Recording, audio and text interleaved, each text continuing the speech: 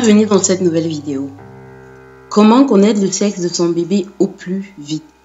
Pour accueillir bébé comme il se doit, certaines mamans cherchent à connaître le sexe du bébé au plus tôt. Il faut dire que cette grande révélation qui se fait habituellement lors du 4e mois de grossesse à la 2e échographie est source de bien de bouleversements. Au-delà du choix de la layette et des jouets de bébé, cette annonce va notamment jouer pour le choix du prénom, permettre de préparer l'aîné à l'arrivée du second, ou tout simplement rassurer la future maman. Mais seulement, voilà, entre les recettes multiples de grand-mère pour connaître le sexe de bébé et la réalité, il y a souvent un gouffre. Et malheureusement, impossible d'avoir des échographies semaine par semaine pour savoir au plus tôt le sexe de bébé. La solution? Patienter certes, mais aussi découvrir certaines astuces qui ont fait leur preuve pour prédire le sexe de bébé. Dans cette vidéo, je vais vous donner donc quelques astuces pour connaître au plus tôt le sexe de votre bébé. Suivez la vidéo jusqu'à la fin.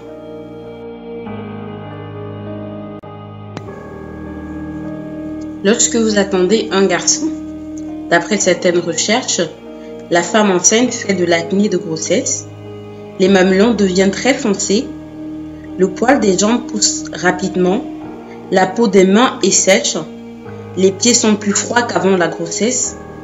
Vous êtes resplendissante et très belle. L'urine est jaune pâle. Le nez s'élargit. Vous avez régulièrement des maux de tête. Donc voilà, en gros, si vous faites ces symptômes-là ou si vous présentez ces caractéristiques-là, eh bien, c'est qu'en général, d'après certaines études, vous attendez forcément un garçon. Alors, à contrario, lorsque vous attendez une fille, logiquement, l'urine est foncée, le sein gauche est plus volumineux que le sein droit, les cheveux prennent un reflet roux, la peau du visage est sèche, vous vous sentez moins resplendissante qu'avant la grossesse, vous avez plus de sautes d'humeur qu'avant votre grossesse, donc vous êtes tout le temps de mauvaise humeur, vous êtes emprunt à l'énervement assez rapidement. Et voilà en gros les symptômes qui montrent que vous attendez une fille. Pour ma part, je ne suis pas chercheur ni scientifique, j'ai pas les capacités à vous dire avec exactitude qui tel ou tel est vrai. À vous de voir. Je partage simplement avec vous cette découverte, ces astuces-là. Maintenant, mettez-les en pratique si vous êtes enceinte. À partir du 1er voire le 2e mois, vous pourriez éventuellement capter les différences et en attendant l'échographie pour le 4e mois être fixé sur le sexe. Et donc j'attends de vous, mes abonnés qui êtes dans ce cas, de venir nous faire des retours, nous dire si vous avez effectivement expérimenté ces quelques astuces que je vous propose, si ça marche ou pas, et pour pouvoir faire avancer les autres. Vous savez, le partage c'est mon leitmotiv ici. Dès que je découvre quelque chose qui peut aider principalement la gente féminine, je n'hésite pas à revenir vers vous, vous apprendre. Quelquefois, ça peut être fondé ou pas, mais je n'hésite pas néanmoins à partager.